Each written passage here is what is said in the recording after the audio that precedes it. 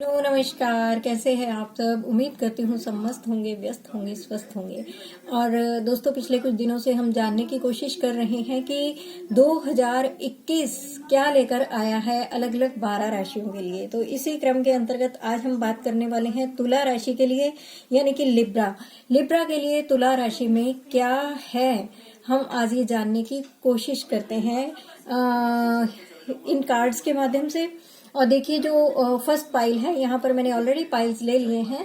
First pile जो है, यहाँ से हम फिजिकल हेल्थ और मेंटल हेल्थ को जानने की कोशिश करेंगे कि 2021 में तुला राशि वाले कैसे रहने वाले हैं, उनकी हेल्थ कैसे रहने वाली है।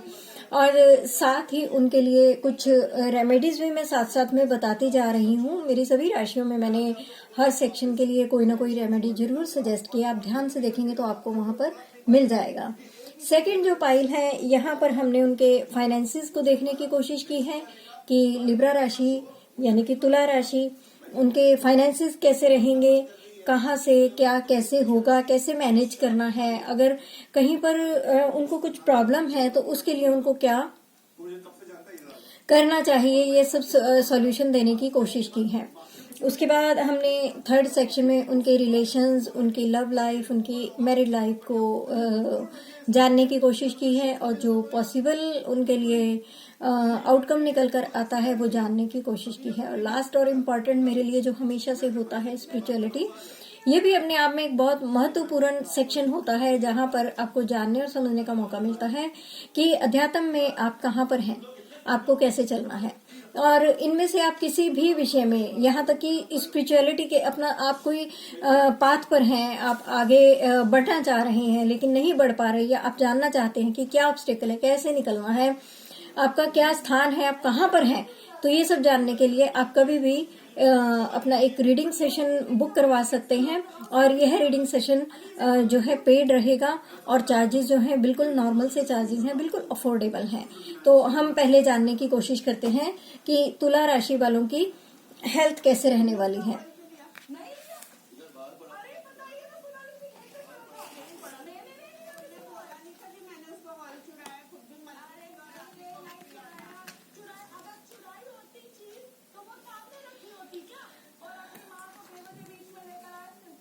अभी जो हम फर्स्ट फाइल है उसमें हमने 4 कार्ड पिक किए हैं, और कार्ड्स हैं क्लिंगिंग टू द पास्ट, आप देख पा रहे हैं। और सेकंड कार्ड है कंपैरिजन, और थर्ड कार्ड है जो कॉन्शियसनेस का है। Fourth card we are the world. तो क्या कहता है ये पाइल, देखिए, जो मुझे यहाँ पर समझ में आता है कि जो तुला राशि के जातक हैं,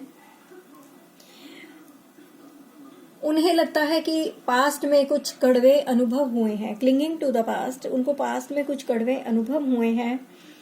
और मुझे लगता है कि जो उनको लोगों से पास्ट में अनुभव हुए हैं, उससे क्या है, उनका मन लोगों पर से उठ गया है, विश्वास उठ गया है। और भले ही वो खुले तौर पर इस बात को ना कहते हों, लेकिन कहीं ना कहीं वे लोग समाज से सोशल गैदरिंग से अलग होते नजर आ रहे हैं। धीरे धीरे वो लोग मिलना जुलना पसंद नहीं करेंगे, कहीं पर जाना पसंद नहीं करेंगे, किसी से बात करना पसंद नहीं करेंगे। और देखिए, ऐसी जो असुरक्षा की भावना होती है, कहीं ना कहीं उनके मन में मुझे हीन भावना दिखाई देती है। कंपैरिजन कार्ड यहाँ पर हमें बताता है, आप देख सकते हैं कि हीन भावना कुछ पनप गई है, और जिससे उनको असुरक्षा की भावना, हीन भावना और एक अस्वस्थ भावना या विचार, मतलब ये सब उनके अंदर पनप रहे हैं। क्यों पनप रहे हैं, आपको ध्यान देने की जरूरत है, क्योंकि आपके बिहेवियर का सीधा संबंध जो है आपके सबकॉन्शियस माइंड से है। यहाँ पर कॉन्शियसनेस कार्ड क्या बोलता है कि आपके बिहेवियर का संबंध जो है आपके सबकॉन्शियस माइंड से है, और वहां जो विचार छुपे हुए हैं उसका आपकी बॉडी से सीधा संबंध है। यानी कि अगर आप किसी भी तरह के फियर में हैं, या आप असुरक्षा की भावना में हैं, या आपके अंदर कोई गिल्ट पनप रहा है, कोई हीन भावना है, तो आपको जो कोई भी हेल्थ इश्यू नजर आ रहा है, कहीं ना कहीं वह आपके सबकॉन्शियस माइंड में जो विचार छुपे हुए हैं, जो वेदना छुपी हुई है, उससे सीधा सीधा संबंध है, जिसको आपको पहचानना है और आपको खुद ही निकालना है। क्योंकि वो जो मनोभाव है वे आपको बहुत परेशान कर रहे हैं, और बात अब केवल मन तक नहीं रह गई है, आपकी बॉडी तक भी आने लगी है। और कॉन्शियसनेस कार्ड कहीं पर आपको सचेत करता है कि आपको अपने उन विचारों को निकालना है और अपने आप में एक सकारात्मक, एक पॉजिटिव चेंज लेकर आना है। अगर आप पॉजिटिव चेंज ले आते हैं तो आपका मन, आपका शरीर भी पॉजिटिव इफेक्ट्स में से आपके मन और शरीर पर भी पॉजिटिव इफेक्ट पड़ेगा। कुछ पुरानी मान्यताएं हैं और कुछ पुराने कुछ ऐसे नकारात्मक विचार मुझे यहाँ पर दिखाई दे रहे हैं।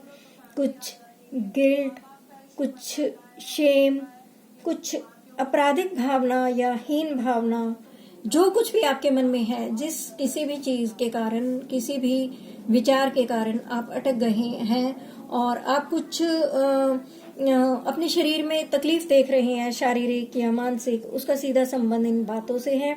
और आप अगर इन बातों से निकलते हैं तो आप बिल्कुल स्वस्थ हो जाएंगे। और कुल मिलाकर यह एक फिजिकल प्रॉब्लम नहीं है तुला राशि वालों के लिए, यह एक उनके सबकॉन्शियस माइंड में छुपी हुई उनका एक मानसिक वेदना है, एक मानसिक तकलीफ है, जिसकी वजह से उनको ये सब होगा। तो अगर ये उन चीजों को अपने मन से निकाल देते हैं, यानी कि इलाज भी आप ही के पास है। मैं यहाँ पर आपको डॉक्टर के पास जाने की सलाह नहीं दे रही हूँ, तो उसका इलाज भी आप ही के पास है। आपको अपने आप को पॉजिटिव करना है। हालांकि ये आपके लिए मुश्किल हो सकता है, लेकिन मन की शक्ति से आप कुछ भी हल निकाल सकते हैं। अगर आप यहाँ पर अपने आप को पॉजिटिव कर लेते हैं, ये कार्ड आपको यही बोलता है कि हालांकि ये एक नेगेटिव कार्ड भी है, लेकिन ये एक पॉजिटिव कार्ड भी है। यहाँ पर ये एक पॉजिटिव मैसेज देता हुआ मुझे दिखाई दे रहा है कि आप अपने मन की शक्ति से सब कुछ कर सकते हैं, सिर्फ आपको ही करना होगा। अगर आप साथ में यहाँ पर मैं आपको एक और बात भी बता दूं इस कार्ड के आधार पर, कि अगर आप कोई लंबी बीमारी से जूझ रहे थे, और अगर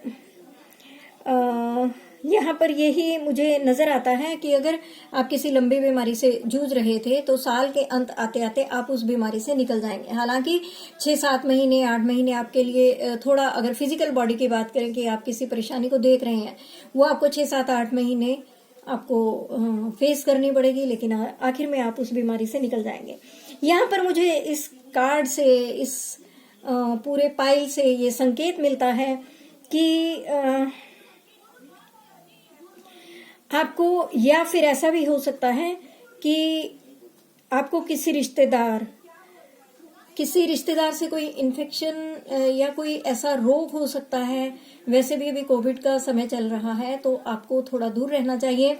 यहाँ पर कार्ड मैसेज दे रहा है किसी के थ्रू, किसी रिश्तेदार के थ्रू आपको कोई प्रॉब्लम हो सकती है। तो आप अगर कहीं पर भी जाते हैं, रुकते हैं, या कोई भी आता है, तो आप पर्सनल हाइजीन का ख्याल जरूर रखिए। और आपको कोई हेरिडिटी से भी रोग हो सकता है। अगर फॉर एग्जांपल अगर डायबिटीज थी तो अभी आप पर आ सकती है। तो इस तरह का मुझे कुछ यहाँ पर इस तरह से दिखाई दे रहा है। और यहाँ पर एक और चीज मुझे दिखाई दे रही है जो इस टोटल पाइल से मुझे नजर आता है कि शायद कुछ फूड की एलर्जी आपको हो सकती है। तो कोई भी ऐसा फूड जिससे आपको एलर्जी है, या कोई भी ऐसा फूड जो आपको कभी कभी लगता है कि वो आपको सूट नहीं करता है, उसको इस वक्त आप खाने से बिल्कुल बचें, नहीं तो फूड की एलर्जी आपको बहुत बड़े रूप में फेस करनी पड़ सकती है। इसके साथ ही मुझे ये लगता है कि हमारी ये हेल्थ रीडिंग पूरी हुई, और इसकी जो रेमेडी है मैं आपको बताना चाहूंगी, क्योंकि subconscious mind, physical health, allergy, मिले जुले कुछ सिम्टम्स से आ रहे हैं। हालांकि कोई बहुत बड़ा इश्यू फिर भी नहीं होगा, लेकिन फिर भी कुछ तो प्रॉब्लम है, और उससे निकलने के लिए मैं आपको बता दूं कि यहाँ पर आपको क्या करना होगा। अपने मन को मजबूत करने के लिए उन जो आपके सबकॉन्शियस माइंड में विचार भर गए हैं उनसे निकलने के लिए आपको मेडिटेशन की बहुत ज़रूरत है। और जिस तरह से मैं देख रही हूँ कि कोई अनुवांशिक रोग भी आपको हो सकता है, तो इन सब से बचने के लिए आपको मैं सलाह दूंगी कि आप 7 चक्रा मेडिटेशन करें। अगर आप 7 चक्रा मेडिटेशन करते हैं तो मन और बुद्धि के साथ साथ आपका जो है तन भी हील होगा। और दोस्तों, अगर इससे ज़्यादा आप अपनी डिटेल में हेल्थ के लिए रीडिंग करवाना चाहते हैं तो उसके लिए आप मुझे मेरे पर्सनल नंबर पर कांटेक्ट कर सकते हैं। Thank you. और सेकंड पाइल है फाइनेंसेस का, और फाइनेंसेस में मैं देख रही हूँ जो पाइल है उसमें आपका फर्स्ट कार्ड है फ्लावरिंग का, आप देख सकते हैं। और सेकंड कार्ड है कॉन्शियसनेस का, फिर देखिए दोबारा से कॉन्शियसनेस कार्ड आ गया है। और थर्ड कार्ड है गाइडेंस का। और फोर्थ जो कार्ड है द माइजर, और इसमें एक अपने आप भी कार्ड निकल कर आ रहा है जो कि है पॉसिबिलिटीज।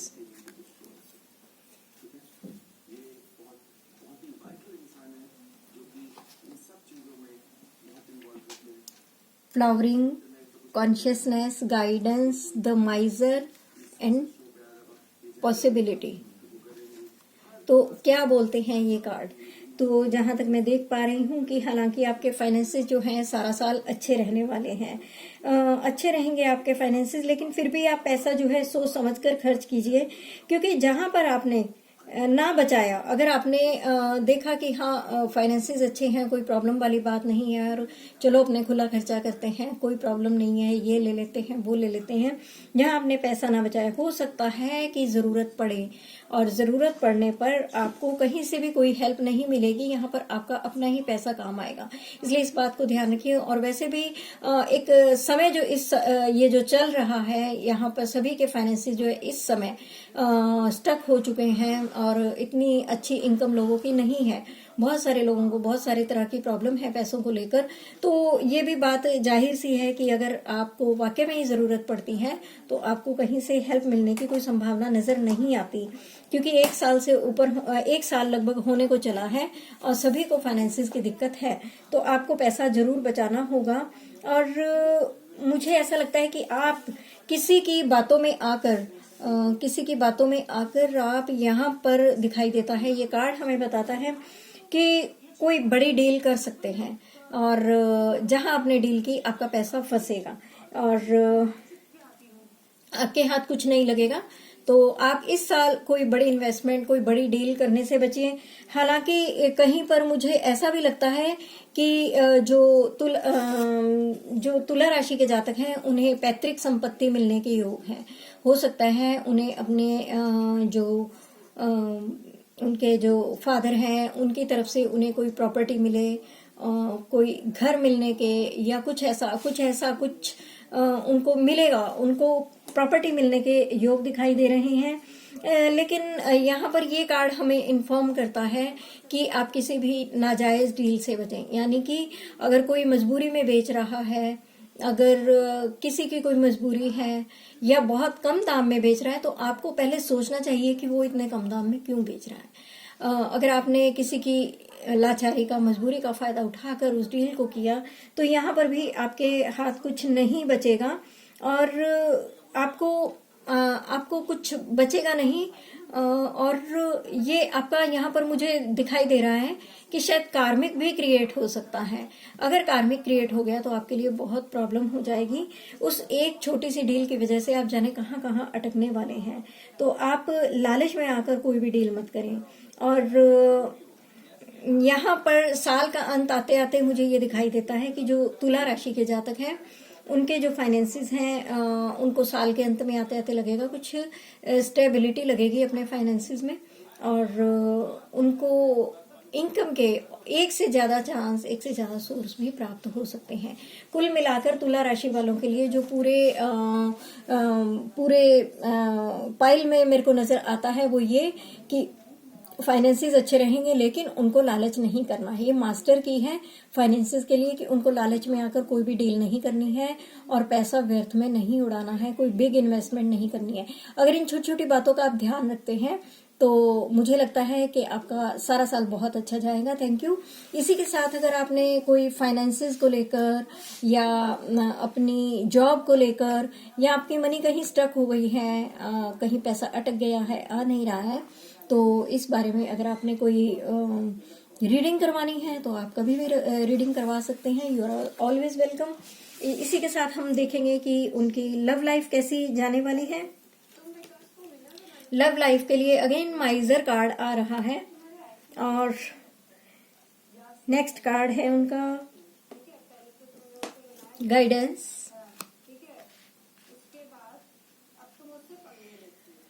और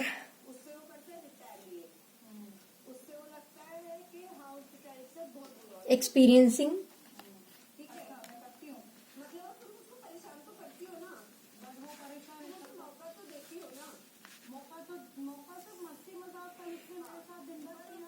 पॉसिबिलिटीज और patience. The माइजर, experiencing, guidance, possibilities और पेशेंस। यहाँ पर जो पेशेंस कार्ड है, यहाँ पर मैं इसको फाइनल आउटकम बोलूंगी क्योंकि ये कार्ड जो है अपने आप पॉपअप हुआ था। तो अभी हम देखना चाहेंगे कि कैसी है लव लाइफ, क्या कहता है ये हमारा पूरा जो पाइल है, हमें क्या बताता है कि अगर आप किसी रिलेशनशिप में हैं तो अगर आप जाना चाहते हैं या अभी आप नया नया किसी रिलेशनशिप में गए हैं तो मैं आपको यहाँ पर ये सलाह दूंगी कि आप डीप लेवल तक जाने से बचें, क्योंकि हो सकता है कि आपके जो पार्टनर हैं वो आपके बारे में उस तरीके से उतना डीप लेवल पर ना सोच रहे हो जितना कि आप चले जाएंगे, और हो सकता है कि वो आपको अभी कोई कमिटमेंट ना करे जिससे कि आपको हर्ट होगा। तो आपके जो पार्टनर हैं यहाँ पर मुझे दिखाई दे रहा है कि वो अभी अपने ही बारे में सोच रहे हैं, अपने ही बारे में सोच रहे हैं। आप देख सकते हैं एक्सपीरियंसिंग कार्ड है, यहाँ पर एक पर्सन है जो अपने आप में है, जिसने अपने आप को ढक रखा है दीन दुनिया से। वो पर्सन जो है अलग है और उसके आसपास बहुत कुछ है, हरियाली है, लेकिन वो उन सबसे अलग है। कहीं वो अपने बारे में ही सोच रहा है, अपने आप में ही गुम है। तो वो अपने बारे में सोच रहे हैं, वो बहुत कुछ डिसाइड करना चाह रहे हैं। हालांकि मैं यहाँ पर कहूंगी कि आपकी चॉइस जो है वो गलत नहीं है, लेकिन आपको सब्र रखना होगा। आपको इस समय इस रिलेशन को आगे चलाने के लिए, अगर आप चाहते हैं कि ये रिलेशन हमेशा कायम रहे, यहाँ पर मैं मैरिड कपल्स को भी कहूंगी कि अगर आप चाहते हैं कि ये रिलेशन कुछ कायम रहे हमेशा, तो आपको बहुत सूझबूझ की जरूरत है। अगर आप और बहुत संभव है कि आपको किसी अपने नोन की हेल्प लेनी पड़े, किसी फ्रेंड की हेल्प लेनी पड़े, या इस रिलेशनशिप में बातचीत करने के लिए किसी बड़े की सलाह लेनी पड़े, और लेनी पड़ेगी। अगर आप ऐसा करते हैं तो अच्छा होगा। जहां पर मना करना होता है वहां मैं खुद ही मना कर देती हूँ, लेकिन यहाँ पर गाइडेंस कार्ड बोलता है कि इस रिलेशन को चलाने के लिए आपको किसी की मदद लेने की जरूरत है, किसी समझदार पर्सन की मदद लेने की जरूरत है। और क्योंकि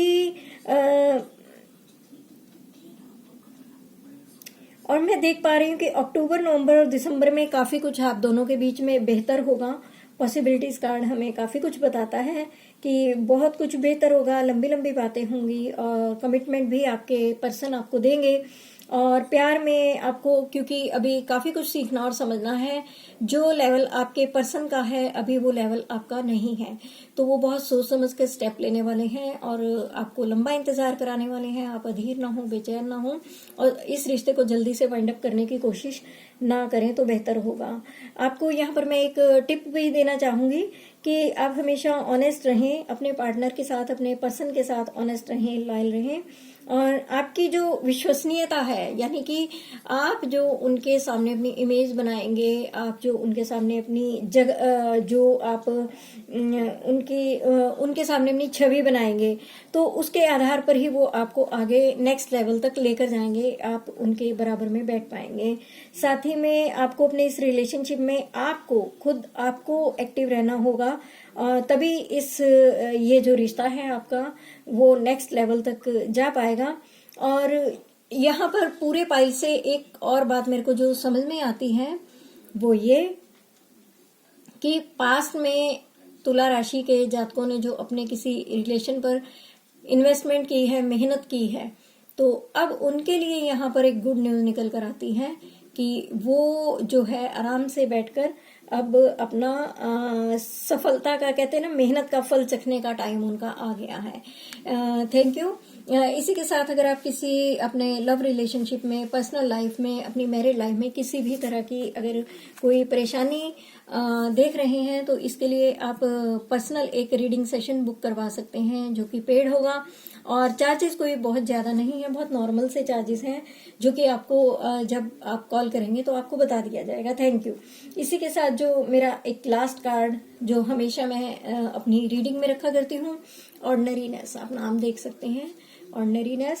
तो जैसा इसका नाम है वैसा ही इसका मैसेज भी है कि आप विनम्र रहें और आध्यात्मिक होने का प्रदर्शन करने की बजाय कि आप अगर जैसे कि दान कर रहे हैं तो कहीं पर बोर्ड लगवा दिया कि इतना इतना दान किया, आपने फैन दान किया, जैसे कि मंदिरों में अक्सर देखते हैं पंखों पर भी लिखा रहता है, तो ये प्रदर्शन होता है। अगर आपने सच में कुछ दान करना है, आपने कुछ कार्य करना है अध्यात्म का, अगर आप वैसे आप पब्लिकली किसी को बहुत प्यार से बोल रहे हैं लेकिन घर में आपका स्वभाव जो है बहुत हाइपर है, तो इस तरह के ये प्रदर्शन करने से बचें। आप प्रदर्शन करने की बजाय उन बातों को फॉलो करें, उनको लाइफ में आप उतारें। तो अगर आप ये करते हैं तो शायद आप कुछ आगे बढ़ पाए, आप रियल बने। और कुछ जातक जो तुला राशि के हैं, मुझे लगता है कि उनके मन में ऐसी लालसा छुपी है कि अखबार के पन्नों पर उनका नाम आना चाहिए, या ऐसा कुछ कि जैसे वो दूसरों से कुछ डिफरेंट बनना चाह रहे हैं, कुछ असाधारण बनने का प्रयास कर रहे हैं, या वो कुछ इस तरह की सोच उनकी दिखाई देती है। तो मैं उनको यही सलाह दूंगी कि अध्यात्म में वो सामान्य और सरल बने और चिंतन और मनन करें, बजाय इसके कि वो कुछ शो ऑफ करें, बढ़ चढ़कर भाग लें, बहुत कुछ करें। वो सब करने की बजाय वो उनको इस समय जो जरूरत है वो चिंतन और मनन की है। उनको बहुत ज्यादा चीजों के पीछे भागने की जरूरत नहीं, बहुत ज्यादा स्टडी करने की जरूरत नहीं। वो सब शायद उन्होंने कर भी लिया होगा, लेकिन अब उन चीजों पर उनको चिंतन करने की और मनन करने की, सोचने की, समझने की, जीवन में उतारने की उन चीजों को जरूरत है। अपने आप से प्रश्न करें कि आप कौन हैं, आप कहाँ से आए हैं, आपका क्या लाइफ पर्पस है। दोस्तों, लाइफ पर्पस रीडिंग भी बहुत अच्छी होती है, बहुत इंटरेस्टिंग होती है। बहुत से लोगों को अपना लाइफ पर्पस नहीं पता, तो वो उससे ऑपोजिट डायरेक्शन में जाते रहते हैं, तो जिससे उनको उस तरह से सफलता नहीं मिलती जैसे कि वो